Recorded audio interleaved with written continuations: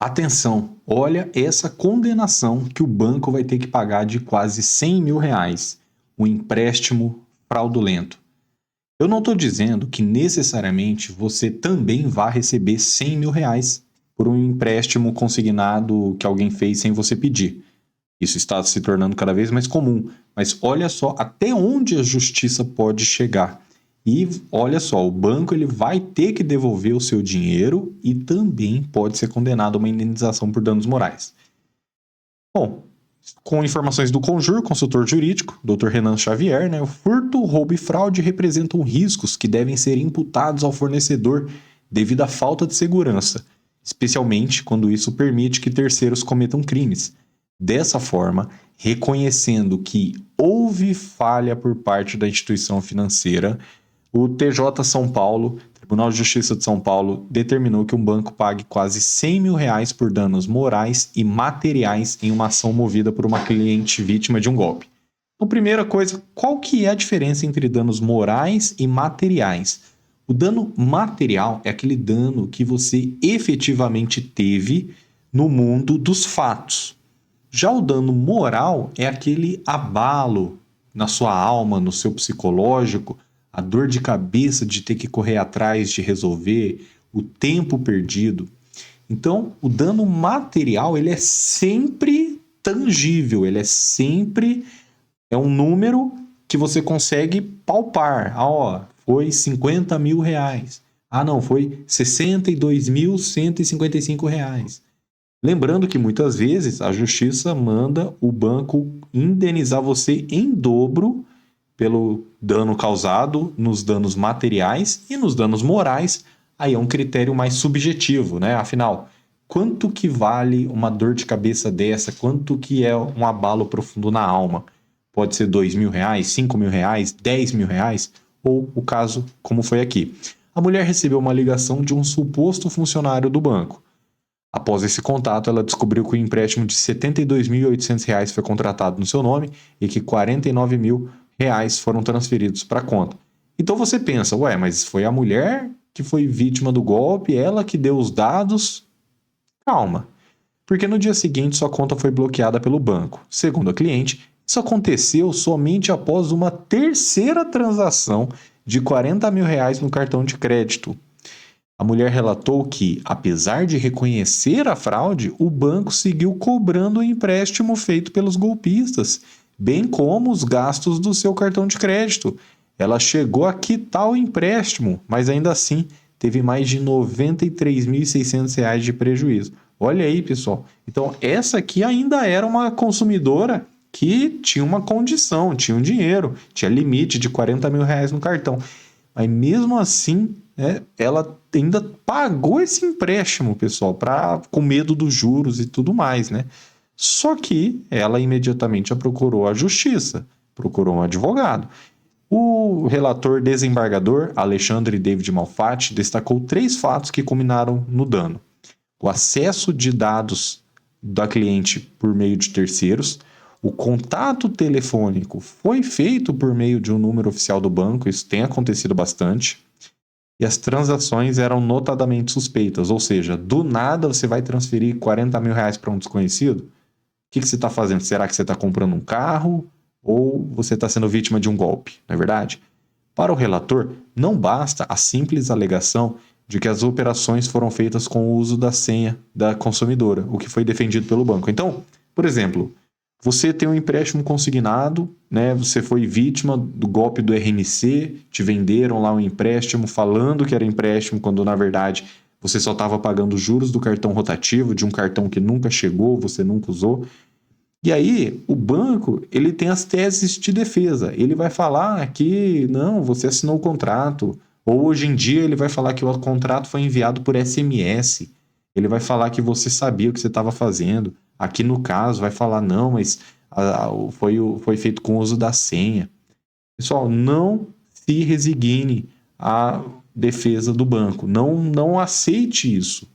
Às vezes você vai tentar resolver na via administrativa, o banco vai falar, não, mas você sabia o que você estava fazendo e tal, tal, tal. Não caia nessa, pessoal.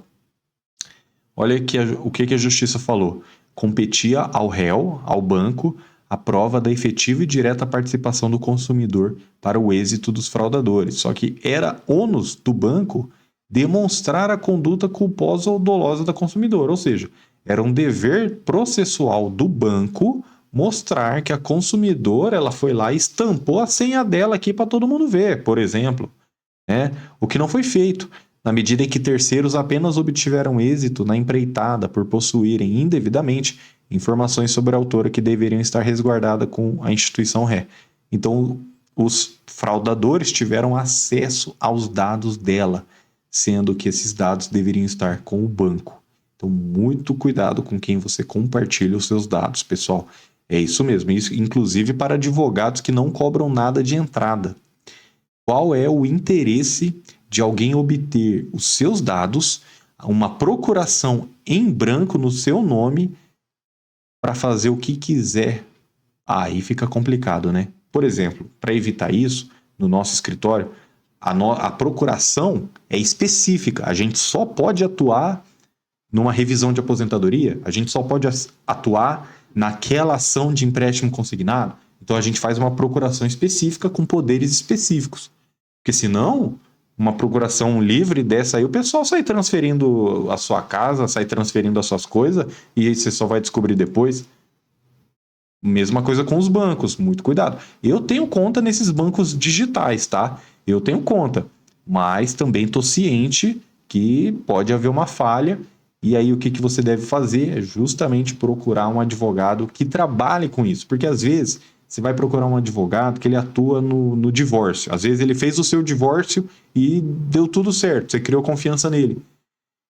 Às vezes ele vai querer te ajudar, ele tá na boa vontade, ele vai entrar com uma ação, mas às vezes ele não toma as medidas necessárias, ele não vai pelo caminho mais rápido, o caminho correto, entenderam? Então, procura sempre um especialista. É claro, por exemplo, nosso escritório, temos mais de 11 anos de advocacia sem nenhuma reclamação de advertência na OAB.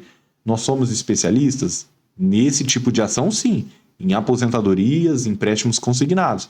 Agora, não, a gente não resolve todos os problemas do mundo, né? Então, por isso que eu digo, vai procurando quem for especialista. E olha só essa súmula 479 do STJ, Superior Tribunal de Justiça. As instituições financeiras respondem objetivamente pelos danos gerados por fortuito interno relativo a fraudes e delitos praticados por terceiros no âmbito das operações bancárias. Então, o que isso quer dizer? O que as instituições financeiras respondem objetivamente? Como assim objetivamente? Quer dizer que os bancos, eles vão responder independente de dolo ou culpa. Essa responsabilidade objetiva, você não precisa falar. Sabe quando você empresta o carro para um amigo, esse amigo bate o seu carro e ele fala assim: ai, mas eu não tive culpa, a outra que furou o sinal vermelho. Aí você fala: tudo bem, eu não estou falando que você teve culpa, mas você tem a responsabilidade, porque o meu carro estava na sua mão. Mesma coisa o banco não precisa falar: ai, nossa, fomos invadidos, nosso sistema, ou então um funcionário corrupto, enfim. Ele não precisa ficar se explicando. Ele tem a responsabilidade objetiva. Ninguém está falando em culpa aqui, está falando de responsabilidade. Ele responde perante você, cliente. Vocês estão entendendo a diferença? Então, reconhecida a falha e responsabilidade do banco, o relator declarou a inexigibilidade das operações, ou seja, obviamente, né, essa dívida é inexigível, não pode ser exigida. E determinou a restituição dos R$ 93.600 corrigidos à mulher e também R$ 5.000 em danos morais.